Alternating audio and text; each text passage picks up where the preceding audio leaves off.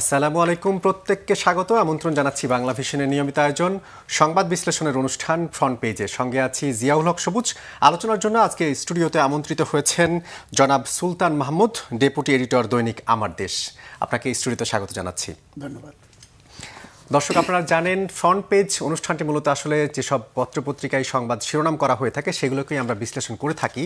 তাই আলোচনায় যাওয়ার আগে শুরুতেই দেখে নেব বিভিন্ন পত্রপত্রিকার সংবাদ শিরোনাম। শুরুতেই প্রথম আলোর সংবাদ শিরোনাম, পুলিশকে রাজনৈতিক প্রভাবমুক্ত রাখতে স্বাধীন কমিশন অপরিহার্য। আরেকটি শিরোনাম তারা করেছে, সনদ বাস্তবায়নে দ্রুত সিদ্ধান্ত, আরপিওতে পরিবর্তন আসছে। আরেকটি শিরোনাম, জুলাই সনদে সই না করা অংশের দায় নেব না, জানিয়েছেন মির্জা ফখরুল। দৈনিক আমার দেশের প্রধান শিরোনাম, হাসিনার কৃপায় উত্থান, সাম্রাজ্য ফেলে পলায়ন, কেরানি থেকে ডিএমপি কমিশনার হাবিব। আরেকটি শিরোনাম তারা করেছে, কক্সবাজারে সাবেক সেনা কর্মকর্তাদের গেট টুগেদার নিয়ে রহস্য। দৈনিক যুগান্তর তাদের প্রধান শিরোনাম, গণভোট ও জুলাই সনদ বাস্তবায়নে জটিলতা, আড়ালে সমঝোতার চেষ্টা, দীর্ঘদিনের মিত্রই এখন প্রধান প্রতিদ্বন্দ্বী, বিএনপি জামায়াতের মধ্যে দূরত্ব বাড়ছেই। দৈনিক সমকালের প্রধান শিরোনাম, জনপ্রশাসন সংস্কারের 208 সুপারিশের মধ্যে বাস্তবায়ন 3টি, ঘোষণা দিয়েও আলু কেনেনি সরকার। আরেকটি শিরোনাম তারা করেছে, 3 বাহিনী প্রধানদের সঙ্গে নির্বাচনী প্রস্তুতি নিয়ে আলোচনা, কয়েকজন উপদেষ্টার সঙ্গে ডক্টর ইউনূসের বৈঠক। দৈনিক ইত্তেফাকের প্রধান শিরোনাম, বেওয়ারিশ লাশের সারি দীর্ঘ হচ্ছে। আরেকটি শিরোনাম তারা করেছে, নির্বাচনে নিশ্ছিদ্র নিরাপত্তা নিশ্চিতে 3 বাহিনীর প্রধানদের নির্দেশনা, প্রধান উপদেষ্টার সঙ্গে 3 বাহিনীর প্রধানের সাক্ষাৎ। ভোলায় বিএনপি বিজেপি সংঘর্ষ, পুলিশ সাংবাদিক সহ 50 জন আহত। দৈনিক ইনকিলাব, ইসলামী দলগুলোকে জামাতের দিকে ঠেলে দেয়া রহস্যজনক, বিএনপির নির্বাচনী সঙ্গী কারা, উদ্ভট গণভোট, নির্বাচনী মাঠে কৌশলী জামাত। দৈনিক বাংলাদেশ প্রতিদিন তাদের প্রধান শিরোনাম করেছে, আগে নির্বাচন চায় দেশবাসী, রাজনৈতিক মতবিরোধ তুঙ্গে, গণভোট করতে হবে নির্বাচনের দিনই, জানিয়েছেন মির্জা ফখরুল। গণভোট ছাড়া নির্বাচনের 2 পয়সার মূল্য নেই, জানিয়েছেন ডাক্তার শফিকুর রহমান। দৈনিক কালের কণ্ঠ, আলোচনা বিতর্কে সনদের আদেশ জারির এখতিয়ার, নির্বাহী বিভাগের আইনের সমকক্ষ কোনো কিছু করার ক্ষমতা নেই, ডক্টর শাহদিন মালিক। সেরা ডাক্তাররা করফাঁকিতেও চ্যাম্পিয়ন। দৈনিক নয়া দিগন্ত, ফেব্রুয়ারিতেই নির্বাচন, প্রধান দলগুলোর কাছাকাছি পৌঁছানোর চেষ্টা, কোনো রাষ্ট্র বহির্ভূত সশস্ত্র গ্রুপকে কাজ করতে দেওয়া হবে না, জানিয়েছেন পররাষ্ট্র উপদেষ্টা। প্রধান উপদেষ্টার সাথে 3 বাহিনী প্রধানের সাক্ষাৎ, নির্বাচনের প্রস্তুতি নিয়ে আলোচনা। দৈনিক কালবেলা, সমাজকর্মে পড়ে বিজ্ঞানের শিক্ষক, স্নাতকের আগেই স্নাতকোত্তর, স্টারলিংকের কার্যক্রমে অস্বচ্ছতা। দৈনিক বণিক বার্তা, এলএনজি যোগানের ক্ষেত্রে ব্যয়বহুল পথেই রয়েছে বাংলাদেশ। তাদের আরেকটি শিরোনাম, এশিয়ায় যুক্তরাষ্ট্রের ভূ রাজনীতির নতুন কৌশল, বিরল খনিজ। দৈনিক দেশ রূপান্তর তাদের প্রধান শিরোনাম করেছে, বিভেদ ঘোচাতে চলছে কথা, দলগুলোর সঙ্গে অনানুষ্ঠানিক বৈঠকে উপদেষ্টারা, প্রধান উপদেষ্টার সঙ্গে 3 বাহিনী প্রধানের বৈঠক, জাতীয় নির্বাচনের আগে গণভোটের সুযোগ নেই। দৈনিক মানব জমিন, নয়া জট সমাধান কোন পথে, ভোটের মাঠে নেটের যুদ্ধ, গণভোটের দাবিতে অনড় 8 দল, ফের আসছে নতুন কর্মসূচি। ইংরেজি দৈনিক the new age, deadly chemical businesses keep operating in city, relocation projects miss repeated deadlines. Another headlines, Yunus asked Chief of 3 services to ensure foolproof poll security. The Daily Star, end impunity, uphold press freedom, journalist trapped in legal maze. তো এই ছিল বিভিন্ন পত্রপত্রিকার সংবাদ শিরোনাম যেগুলো আমরা দেখলাম। মূলত বেশিরভাগ ক্ষেত্রেই তারা শিরোনাম করেছে জাতীয় জুলাই সনদ ইস্যুতে প্রধান উপদেষ্টার সঙ্গে 3 বাহিনীর প্রধানের সাক্ষাতের বিষয়ে, নির্বাচনী প্রস্তুতি নিয়ে। শুরুটা করতে চাইব জুলাই সনদ বাস্তবায়ন নিয়ে। এই যে বিএনপি এবং জামাতের মধ্যে পরস্পর বিমুখী একটা অবস্থা আমরা দেখছি, বিএনপি গতকালকে বলেছে যে এই যে সরকার বা অন্তর্বর্তী সরকার যেই আদেশটি জারি করতে যাচ্ছে সেই জারির আদেশ বা তার এখতিয়ার অন্তর্বর্তী সরকারের নেই। তাহলে এই জাতীয় যে জুলাই সনদ হলো সেটা আসলে জারি করবে কে? ধন্যবাদ আপনাকে, দর্শকদেরকেও শুভেচ্ছা জানাচ্ছি। শুরুতেই যদি বলি আপনাকে যে দেখেন, এই যে জাতীয় জুলাই সনদের কথা আপনি বললেন, এটি একটি ঐকমত্য কমিশনের মধ্য দিয়ে তারই এটির রূপরেখা তৈরি করা বা প্রস্তুত করা বা সেটিকে চূড়ান্ত রূপ দেওয়ার চেষ্টা করেছেন, কিন্তু তারা তীরে এসে তরি ডুবিয়ে দিয়েছেন। কেন এটা মনে হচ্ছে? তীরে এসে তরি ডুবিয়ে দিয়েছেন এই কারণে, বা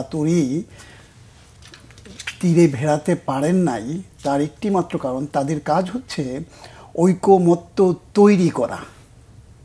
যে বিষয়গুলোতে বিভেদ আছে, মতদ্বৈততা আছে, মতভিন্নতা আছে, সেই মতভিন্নতা মতদ্বৈততা সেগুলোকে এক টেবিলে এনে সবার মধ্যে ঐকমত্য তৈরি করবে, এটি তাদের কাজ ছিল।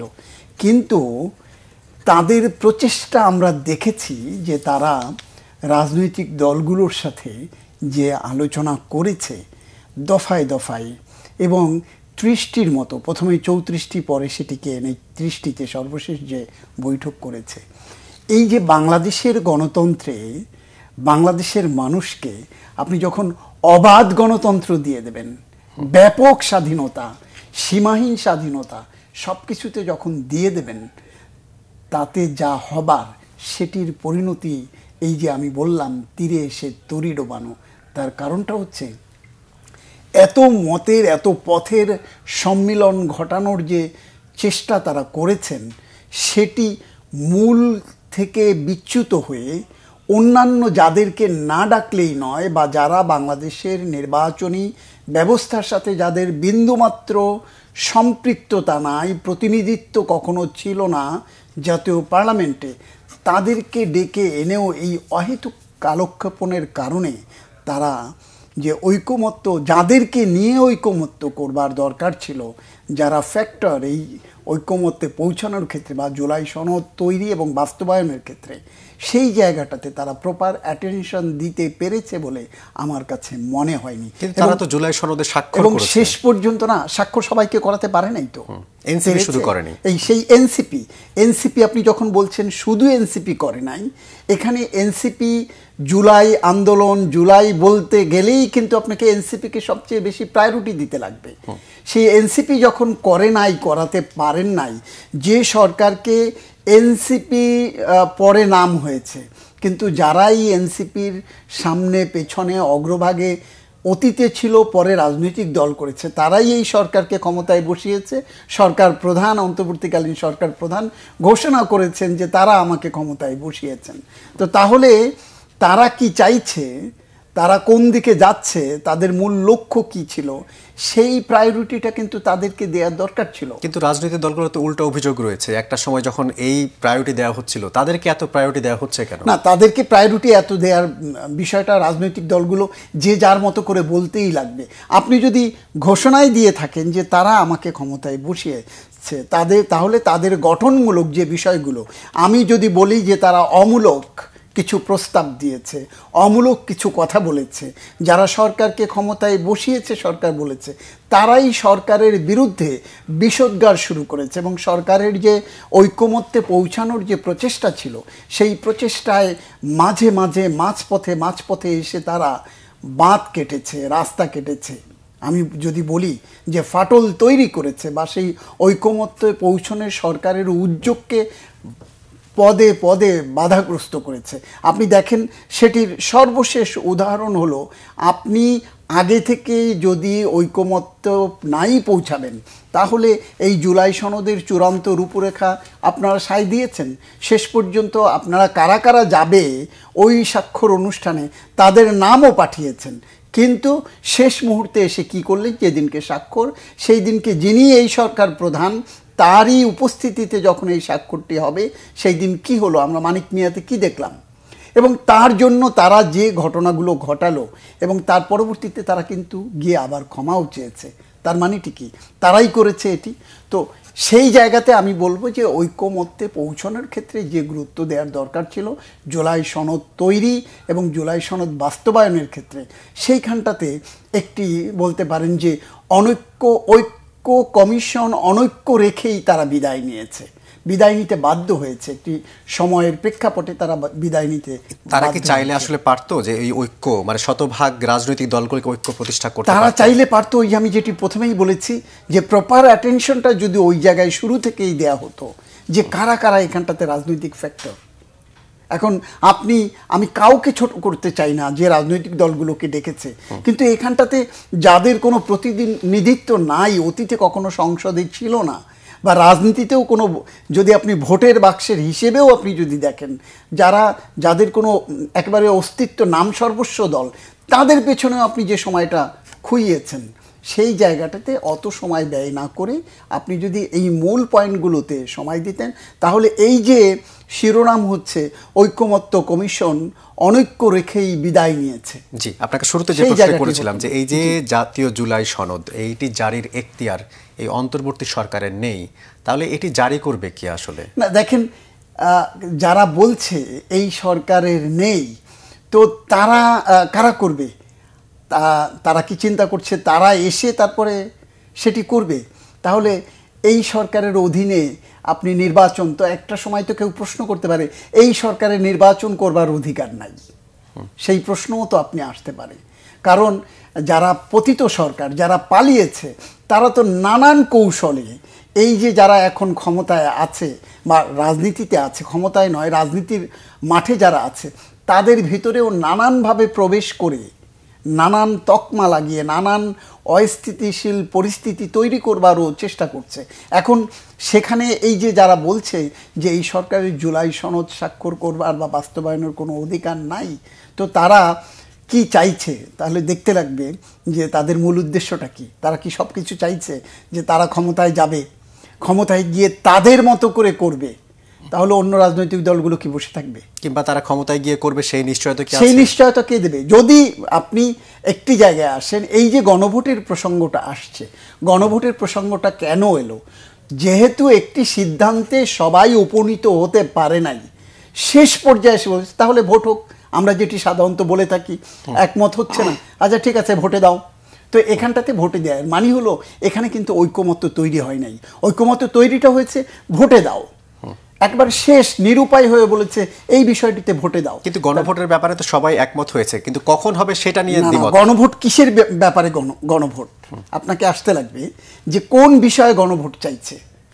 একটি অমীমাংসিত বিষয়, সেটিকে মীমাংসা করবার জন্য গণভোট। শেষ পর্যন্ত তারা যে সিদ্ধান্ত নিতে পারছে না সেটি জনগণের উপর ছেড়ে দাও, সেটি জনগণের উপরে ছেড়ে দিতে, হ্যাঁ এবং না। তো যদি এখানটা ওই মীমাংসাটা হতো, তাহলে তার গণভোটের প্রয়োজন হতো না। তো এরকম অনেকগুলো অমীমাংসিত বিষয় রেখে এখন এই যে নির্বাচনের পথে হাঁটছে সরকার, আমি মনে করি যে এরই মধ্য দিয়ে সরকারের সদিচ্ছায়, আমি বলবো যে অন্তর্বর্তীকালীন সরকার দায়িত্ব নেবার পর থেকে প্রথম থেকে যে কাজগুলো করেছে, যে যেখানে যেখানে অন্যায়, অনাচার, অবিচার, দুর্নীতি হয়েছে, সেগুলোকে খুঁজে বের করবার চেষ্টা করেছে সরকার, সেগুলোকে সংস্কারের উদ্যোগ নেওয়ার চেষ্টা করেছে। এবং প্রথমে যেদিন নির্বাচন ইস্যুত কথা বলেছিলেন প্রধান উপদেষ্টা, সেদিনই উনি যে টাইম ফ্রেম বলেছিলেন, উনি কিন্তু ওনার জায়গায় অনড়ও আছেন যে 2026 সালের ফেব্রুয়ারির প্রথমার্ধে বা একেবারেই স্পষ্টভাবে বলা হয়েছে 15 ফেব্রুয়ারির আগে প্রথমে বলেছিল যে 2026 সালের প্রথম ভাগে নির্বাচন হবে। সেই জায়গা থেকে আস্তে আস্তে কিন্তু এখন যেটি একেবারে স্পষ্ট হয়েছে, এবং সেখানটাতে বলবো যে এখানে জামাত অনেকটা ক্রেডিট নিয়েছে বা জামাতের দাবি প্রতিফলিত হয়েছে। জামাত শুরুতেই বলেছিল যে রোজার আগে নির্বাচন দিতে হবে, এবং সেটি আগামী রমজানের আগেই নির্বাচন হচ্ছে। সেক্ষেত্রে বলা চলে যে এই ক্ষেত্রে জামাতের দাবিটাই বাস্তবায়িত হচ্ছে। কিন্তু জামাতের এই ক্রেডিটের কারণেই কি বিএনপি আসলে জামাতকে দেখতে পারছে না? কিংবা জুলাই সনদ বা যেই গণভোটের ইস্যুতে একটি বড় রাজনৈতিক দল আরেকটি রাজনৈতিক দলকে বিশ্বাসঘাতক বলা, আসলে কি কোন লেভেলে গেলে আসলে এই ধরনের শব্দ ব্যবহার করতে হয়? দেখেন, এতদিন গত 16-17 বছরের যে বাংলাদেশের রাজনৈতিক প্রেক্ষাপট ছিল, সেটি একটি দানবের বিপক্ষে ঐক্যবদ্ধ অন্যান্য সব রাজনৈতিক দলগুলো ছিল। দানবের দোসর বাদে অন্য সবাই ঐক্যবদ্ধ ছিল। সেখানটাতে যে যার জায়গা থেকে সবার একটি মাত্র লক্ষ্য ছিল যে এই দানবের পতন। সেই জন্য তারা একত্রিত হয়েছিল, ঐক্যবদ্ধ হয়েছিল। আজকে যখন আবার সেই দানব পালিয়েছে, এখন নির্বাচন সবার লক্ষ্য ক্ষমতার মসনদে বসবার, কে কখন কোন জায়গায় কতটা বাগিয়ে নিতে পারে নিজের পক্ষে, এখন এই কাদা ছোড়াছুড়ি যেটি শুরু হয়েছে পক্ষে বিপক্ষে, এটি আজকে বাংলাদেশের রাজনীতিতে এটি নতুন কোনো ঘটনা নয়। আমরা স্বাধীনতা পরবর্তী কাল থেকে আমরা যদি দেখি বাকশাল কায়েম থেকে শুরু করে আপনি 2008 সালের নির্বাচন পর্যন্ত লগি বৈঠার যে আক্রমণ আমরা দেখেছি, এরকম কিন্তু অসংখ্য ঘটনা আছে কাদা ছোড়াছুড়ি, এবং সেটি চূড়ান্ত রূপ নিয়েছে হত্যাযজ্ঞর মধ্য দিয়ে, যেটি জুলাইতেও আমরা দেখলাম যে ক্ষমতা আঁকড়ে থাকবার। এখন যে লড়াই চলছে সেটি হচ্ছে ক্ষমতার মসনদে বসবার। একজনকে সরানো হয়েছে এক পক্ষকে, আর বাকি পক্ষগুলো এখন ক্ষমতার মসনদে বসবার। কে প্রধান বিরোধী দল হবে, কে ক্ষমতাসীন দল হবে, এবং ক্ষমতায় গেলে কে কি করবে, এখনই কিন্তু রূপরেখা তৈরি হয়ে যাচ্ছে। একরকম বলা চলে যে দুটি বড় দলের ক্যাবিনেট কিন্তু অলরেডি গঠন হয়ে গেছে, এমন একটি অবস্থা তৈরি হয়েছে।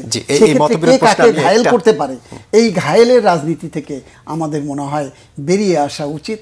আমাদের সাধারণ জনগণ এই বিভেদ, বিশৃঙ্খলা, মতদ্বৈততা থাকবে, সেটি স্বাভাবিক, কিন্তু যেভাবে এখনই শুরু হয়েছে এটি শুভকর নয়। জি, এই যে মতবিরোধ বা এখনকার মত পার্থক্য বা যেই নিয়ে আসলে দর কষাকষি চলছে, গতকালকে গণ অধিকার পরিষদের নেতা নুরুল হক নূর বলছিলেন যে এখন যে গণভোট বা পিআর পদ্ধতি নিয়ে আসলে অনেক বেশি আলোচনা, দাবি দেওয়া কিংবা আন্দোলনে নামার হুমকি দেওয়া হচ্ছে, এর পেছনে রয়েছে কেউ হয়তো অপোজিশনে যেতে চায় সেটা নিশ্চিত করা, কিংবা নিজেদের আসন কয়েকটা ভাগাভাগি করে বাড়িয়ে নেওয়া যায় কিনা সেই চিন্তা থেকেই তারা এটা করছে। তাদের যদি এটা নিশ্চিত হয়ে যায় তারা হয়তো এই দাবি দেওয়া আর তুলবে না। আপনি কি তার এই বক্তব্যকে সমর্থন করেন? আমি সমর্থন করা না করার বিষয়ে যাচ্ছি না, শুরুটা করছি যিনি এই কথাটি বলেছেন তিনি কি এই দৌড়ের বাইরে? প্রথম প্রশ্নটা সেখানটাতেই। যিনি এই কথাগুলো বলছেন তিনি একটি রাজনৈতিক দলের নেতৃত্ব দেন। তিনি কি এই আসন পাওয়া পাই এবং আসন ভাগাভাগি এবং মনোনয়ন কোনো বড় দলের পক্ষে থেকে মনোনয়ন পাওয়ার যে প্রত্যাশা বা দৌড় বা প্রচেষ্টা, সেখান থেকে তার বাইরে? এবং এখনকার প্রেক্ষাপটে যে উনি যেভাবেই বলুক না কেন, নিজেকে আড়াল করে বলুক আর যেভাবেই বলুক, সেটি বাস্তবতা হচ্ছে যে এখন যদি বলেন যে বড় দুটি দল কাদেরকে বাগিয়ে নিতে পারবে, সেই প্রচেষ্টা তো আছেই, অতীতেও ছিল, আগামীতেও থাকবে। সেটি হলো যে এখন যদি মনে করেন এনসিপির কথাই বলেন, এনসিপি এখন দর কষাকষি করবে যে জামাত আমাকে বেশি আসন দেবে কিনা বা বিএনপি আমাকে বেশি আসন দেবে কিনা। এমনও তো হতে পারে, এমন দাবি উঠতে পারে যে বিএনপি ক্ষমতায় গেলে আমরা যে কজন যাব এর মধ্যে থেকে আমাদের 5 জনকে মন্ত্রী করা হবে কিনা, 3 জনকে ক্যাবিনেট মিনিস্টার, 3 জনকে বা 2 জনকে স্টেট মিনিস্টার করা হবে কিনা, সেই আলাপ আলোচনাও তো হতে পারে। এতদিন দেখেছি এনসিপিকে জামাতের পক্ষ হয়ে ব্যাপকভাবে কথা বলবার, আবার এখন দেখছি কিছুটা সুর পাল্টেছে। আবার ইসলামী দলগুলোর কথা যদি বলেন, ইসলামী দলগুলো তো একটি পক্ষ অলরেডি অবলম্বন করেছে বলে দৃশ্যমান, কিন্তু সেটি কতক্ষণ টেকে সেটি দেখবার বিষয়। তো এখানটাতে নির্বাচন আসন ভাগাভাগি বা ক্ষমতার বলায় ঢুকবার জন্য যে প্রচেষ্টা, সেখানটাতে এই যে ওকে টানবে, একে অপরকে টানবে, ছোটকে বড় টানবে, টানাটানি 2 দিক থেকে টানবে, কে কত বেশি দেবে, এই প্রতিযোগিতাটি থাকবে যতক্ষণ পর্যন্ত আপনার মনোনয়ন চূড়ান্ত না হবে। জি, এই মনোনয়ন বা নির্বাচন প্রসঙ্গে একটু আসতে চাই। গতকাল প্রধান উপদেষ্টা 3 বাহিনী প্রধানের সঙ্গে সাক্ষাৎ করেছেন। তিনি ফেব্রুয়ারিতে জাতীয় নির্বাচনের যে নিরাপত্তা, সেটা নিরাপত্তা নিশ্চিতের নির্দেশনা দিয়েছেন। যদিও একদিন আগে তিনি বলেছিলেন যে হয়তো নির্বাচনকে কেন্দ্র করে হুট করে কোনো হামলা হয়ে যেতে পারে কিংবা আক্রমণ চলে আসতে পারে। এই সব বিষয়গুলোকে নিয়েই কি তিনি আসলে নিশ্চিদ্র নিরাপত্তার নির্দেশনা দিয়েছেন? দেখেন, 3 বাহিনী সরকার প্রধানের সাথে সাক্ষাৎ করা এটি একটি রুটিন ওয়ার্কের মতো। এর বাইরে যখন নির্বাচনী ডামাঢোল বেজেছে, আমরা নির্বাচনের তফসিলটি শুধু ঘোষণা করা বাকি আছে, আর নির্বাচনী মাঠে কিন্তু সব রাজনৈতিক দল নেমে গেছে। এই মুহূর্তে প্রধান উপদেষ্টা, আপনি যেটি বললেন গত পরশুদিন উনি যে শঙ্কা ব্যক্ত করেছেন, একটি পতিত সরকারের বিদায় করে একটি ক্ষমতার মসনদে 16 বছর টিকে থাকা একটি পক্ষকে বিদায় করে যখন আরেকটি নির্বাচন হচ্ছে, তখন সেখানটাতে সেই সরকারকে বা সেই পতিত শক্তিকে যারা পাকাপোক্ত করেছিল, নানানভাবে সমর্থন দিয়েছিল, তাদের আশ্রয় প্রশ্রয়ে এই নির্বাচন যে ভণ্ডুল করবার যে অপচেষ্টা থাকতে পারে, সেই শঙ্কাটা ব্যক্ত করা অমূলক নয় এবং সে কারণেই সেই জায়গা থেকে সরকারের যতগুলো অর্গান আছে, বিশেষ করে আইন শৃঙ্খলা রক্ষাকারী যারা আছে, তাদেরকে সতর্ক থাকা এবং দিক নির্দেশনা দেয়া সরকার প্রধান হিসেবে খুবই স্বাভাবিক। আরেকটি বিষয় জানতে চাইবো যে এই কক্সবাজারে একটি গণমাধ্যমের রিপোর্ট দেখলাম, সাবেক কয়েকজন সেনা কর্মকর্তার একটা গেট টুগেদার, হ্যাঁ, এটিকে কেউ কেউ রহস্যজনক বলছেন। সাবেক সেনা কর্মকর্তারা একসঙ্গে বসতেই পারেন, তাহলে এটাকে নিয়ে আলোচনার কি আছে? দেখেন, সাবেক সেনা কর্মকর্তারা বসতে পারেন, সেটি আলোচনা তখনই হয় যখন এই সেনা কর্মকর্তাদের ভেতর থেকে নানান ঘটনা ঘটাবার আমরা যেটা দেখেছি বিগত সরকারের সময়, এই বাহিনীর মধ্যে যারা তৎকালীন সরকারের আশ্রয়ে প্রশ্রয়ে নানান অপকর্মে লিপ্ত ছিল, এই বাহিনীটির ললাটে, এই বাহিনীটির নামের সাথে কালিমা লেপন করে দেয়া হয়েছে বিগত সরকারের সময়, এবং যারা ওই সময় নানান অসম সুযোগ সুবিধা নিয়েছেন এবং বিগত সরকারকে নানান অন্যায়, অনিয়ম, দুর্নীতি, জুলুম, অত্যাচার, নিপীড়ন, নির্যাতনে সহায়তা করেছে, তারা যখন কোথাও একত্রে বসে, তখন চোখ সেদিকে একটা বিশেষ দৃষ্টি যাওয়াটা খুব স্বাভাবিক, এবং মানুষের ওই যে সন্দেহ, সংশয়, এটি বেড়ে যায়, উদ্বেগ, উৎকণ্ঠা বেড়ে যায়, আবার কি হচ্ছে। এবং আপনি খেয়াল করে দেখবেন, যেদিনকে ওই বৈঠকটি ওই হোটেলটাতে হয়েছে এবং সেই রিসোর্টটি সেনাবাহিনী দ্বারা পরিচালিত, এবং ওই দিনকে শুধু তাদের বাইরে অন্য কোনো অতিথিকে সেই হোটেলে অ্যালাউ করা হয় নাই। একটি সেনাবাহিনীর বিশেষ বিমানে করে তারা গেছেন, তারা সেখানে বৈঠক করেছেন, সেখানটাতে হাফ ডজনের মতো মেজর জেনারেল ছিলেন, এবং যারা অভিযুক্ত, আপনি দেখবেন যে ভারতের প্রেসক্রিপশন যিনি বাস্তবায়ন করেছেন, সেই সেনা কর্মকর্তাকে তারা পদ্মশ্রী সম্মানে সম্মানিতও করেছেন, ভূষিতও করেছেন, সেই ব্যক্তিও সেখানটাতে আছে। শেখ হাসিনার এই যে আপনার এর আগে নাসিমের নেতৃত্বে যে কু হয়েছিল, সেই কুয়ের অন্যতম সহযোগীও সেইখানটাতে কিন্তু ওই বৈঠকে ছিলেন, ওখানটাতে ছিলেন। এই কুশীলবরা যখন কোথাও একত্রিত হয়, তখন সেই দিকে সজাগ দৃষ্টি রাখাটা এবং সন্দেহ সংশয় আসাটা খুবই স্বাভাবিক। এই যে সন্দেহ বা সংশয়, অনেকেই বলছেন নির্বাচনে বানচালের অনেকেই অনেক পক্ষ চেষ্টা করছে বা করতে পারে, কিংবা যে তৃতীয় পক্ষ কিংবা যেই পলাতক দলটি, প্রধানমন্ত্রী সাবেক যিনি দেশ ছেড়ে পালিয়ে গেছেন বা পালাতে বাধ্য হয়েছেন, তাদেরও কোনো ইন্ধন থাকতে পারে। এরকম কোনো কি কিছুর সাথে টাচ থাকতে পারে? দেখেন, সামনে নির্বাচন, যেটি প্রধান উপদেষ্টা বলেছেন পরশুদিনকে, যে হামলা আসতে পারে, হামলাটা করবে কে, কারা করবে, কাদের মদদে করবে, আপনি সেটি করতে হলে কাউকে না কাউকে, কারো না কারো মাধ্যমে তো করতে লাগবে।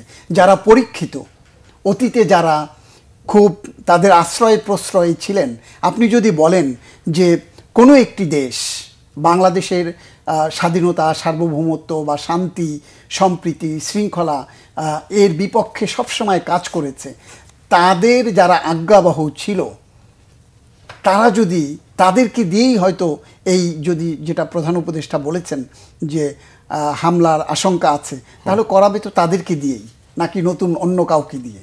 তো সেটি যদি করাতে চায় সেই পক্ষ বা সেই পতিত দল, তাদের আস্থাভাজন যারা, তাদেরকে দিয়েই তো করাবে। তো সেখানটাতে আপনার নতুন করে সন্দেহ থাকার তো কিছু নাই, সজাগ দৃষ্টি তো সেই দিকেই থাকতে লাগবে।